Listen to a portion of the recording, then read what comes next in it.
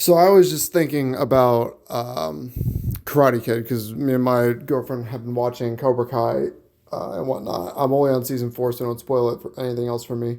But I got to thinking that Mr. Miyagi was like the best fighter in the world at that, I guess, because goddamn both Johnny Lawrence and Daniel LaRusso took on an old, mind you, an old man, John Kreese, and barely won.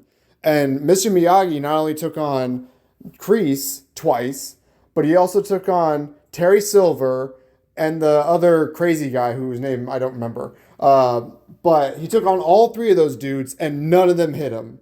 And he just decimated them. So Mr. Miyagi must have been the best fighter in the world. That's my rant. Bye. You have to talk to kids like they're dogs. When I was a camp counselor, when I was like a teenager and I had to take care of little kids, I would talk to them like they were dogs, like tell them, like command them to sit down or to be quiet or something like that. And my sister, who was older than me, was like, oh, like, she couldn't believe I talked to kids like they were animals. And I'm like, listen, these kids, they're rowdy. You gotta discipline them. And the funnier part was when she became a teacher for this one elementary school. She had like the worst kids because it wasn't a very good school, and when she would come home, I would ask her, I'm like, oh well, how'd you talk to the kids today? And she was like, so you've been talking to them like they're dogs, right? And she didn't say yes, but she kind of looked at me and nodded, yeah. So yeah, you gotta talk to kids like they're dogs, or else they don't know who the boss is. All right, that's my rant. Bye. Just a disclaimer about this rant I'm about to have. I'm not a fan of this sport. I played it when I was really little, but other than that, I don't really like it. It's kind of boring.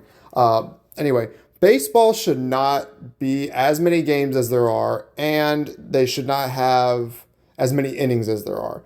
And they need to get rid of all these stupid rules, like when you hit a home run, you can't celebrate. I'm like, why? You don't throw home runs to me then, if you want more people to watch it, don't have like 5 games a week for one team. Because then it makes me not want to watch it because it's like, okay, well, I can watch it anytime because there's 5 people playing, and then you just forget to watch it. It's boring to watch, Like nothing's exciting about like seeing a home run anymore, Yeah, I don't think baseball is as good as people make it out to be. You know, and just a disclaimer, I don't really watch it. I've watched it a few times, and the few times I have, it was really boring. And that includes the World Series. All right, rant over. Bye. Tony Dungy shouldn't get any credit for the Bucks winning their first Super Bowl. I get people want to say, "Oh, Gruden just took Tony Dungy's team and went to the Super Bowl." It's like, okay, yeah, Tony Dungy put those players in place, but that wasn't his team. You couldn't get to the Super Bowl with them. So what does that say? John Gruden, yeah, he's not the greatest coach, but he took the team and actually went to the Super Bowl his first season. Now we didn't go back after that. We went to the playoffs like maybe once, twice, I think, if I remember correctly. But at least we won the Super Bowl with him. Tony Dungy was with the team in the '90s and still couldn't get to the Super Bowl with them. Now I think they would have gone in the late '90s, 1999 Super Bowl if it hadn't been for the whole no catch thing. I think we definitely would have gone, but still, that's beside the point. Yeah, Tony Dungy should not get any credit for the Bucks winning their first Super Bowl. Rant over. Bye. The amount of people that say that Jurassic World Rebirth is better than Jurassic Park 3 is insane. At least I'm not talking about like people. I'm talking about like Rotten Tomatoes and Metacritic. They're like they rated it higher than Jurassic Park 3, which is insane. Because my order for the Jurassic Park movies is basically Jurassic Park 1, Jurassic Park 3, Jurassic Park World 1, the 2015 one, then Jurassic Park 2, Lost World, and then I'd say probably Jurassic Park Rebirth, and then the last two Jurassic World movies, Fallen Kingdom and Dominion. Dominion sucked. Dominion was an awful movie. It was so boring, and they had like this huge star power with it, with the original three, and it sucked. It was terrible.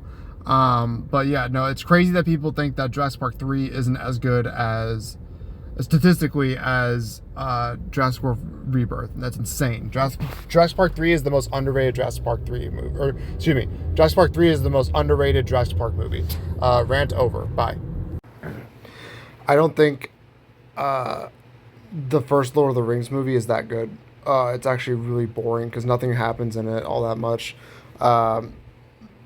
Mostly at the end is when stuff happens, but really during the rest of the movie, nothing happens.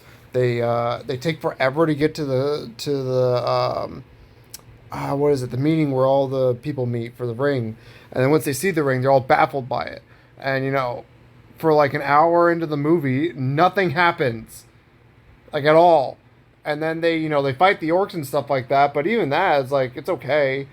Sean Bean dies, obviously, because he dies in every movie. But, like, at the end of the movie, they all decide just to split up. And I'm like, what's the point of that? Why did they still go together? I don't get it. I don't think the first movie is that good. Second movie's really good. Third movie, way too long. Rant over. Bye. People that say Tom Brady only went to the Buccaneers because they had a good team are absolutely true. But the thing about that is, what did you want him to do? Like, the Patriots were already a terrible team at the time. And him going to another terrible team, why would you do that? It's like, what would you do the same thing. You wouldn't go at, like, who was the worst team at the time? I don't even remember who the worst team at the time was. I want to say the Broncos, maybe? I don't know. Hang on. Okay, so I looked it up. Like, the worst team at the time was the Bengals at 2-14. Now, again, why would you go to a terrible team? Like, he wants to win. And yeah, he may have won some games, but he wasn't going to win a Super Bowl, All these people are like, oh, he only won because he had a good defense. Yeah, no shit. Like, you'd go if you had a really good defense and a really good wide receiver core. And then, top it off, he brought back Rob Gronkowski and then Antonio Brown halfway through the season, which I get he didn't come back. He just started for us. But still, when you're playing sports, you want to try and give yourself the best, like, chances to win. You don't go and try to, like, make it harder for yourself. Like, there'll be times where that's going to happen, but, overall, you want to try and make the chances for yourself to win better. Rant over. So I just I was scrolling on Facebook, and I saw this guy. It was an ad for like this healthy chewing gum, and he was like saying how depressed he was, and it's funny because, like, he's like, oh yeah, dude, I was like, I hated my job, I had a toothache, I hated everything. And then it's like, and the solution was gum.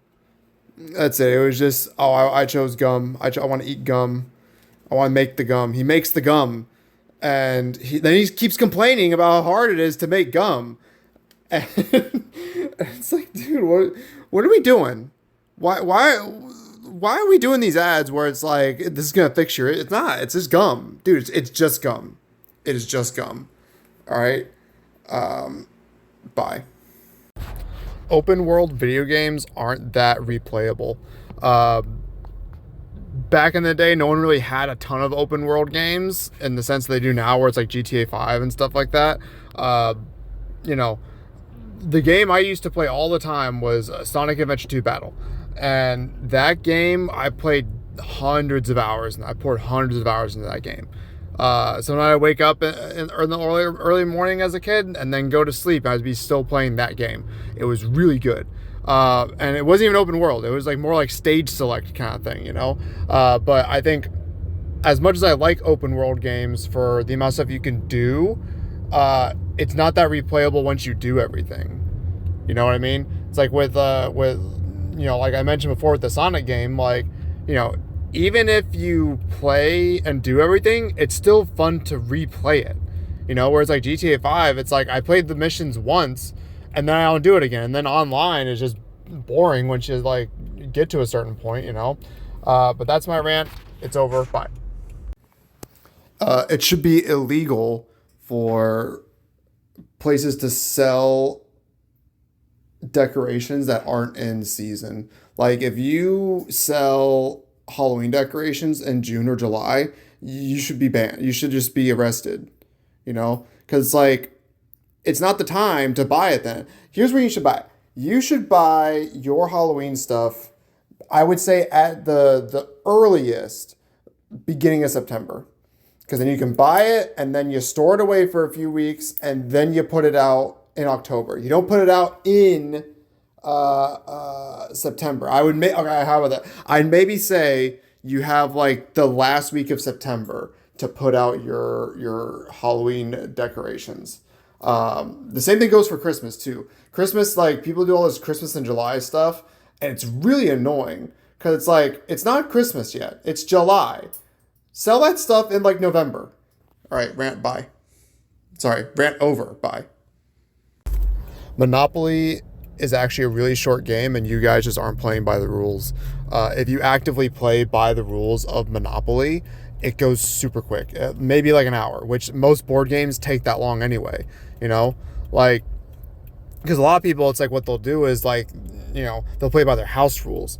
Like I dated this girl one time that when she played Monopoly, they made it so it's like if you land on a space, you don't have to pay the taxes. You just go directly to jail. And I'm like, well, screw it. Like, yeah, let's do that. But then like I racked up like almost every Monopoly on the board, and they didn't want to pay the money. I'm like, okay, let's do this. You get one more chance to go out of jail, and then you start paying up the rent, right? And like within 2 turns, I had won. So. And that game took us like 3 hours to play. Took forever. But yeah, the reason why Monopoly games take so long is because everybody plays by their own rules. Like with the free parking and you get extra money for going around the board. Like, no. If you play by the directions of the rules, the game will only take like an hour and a half to 2 hours maximum. All right? Rant over.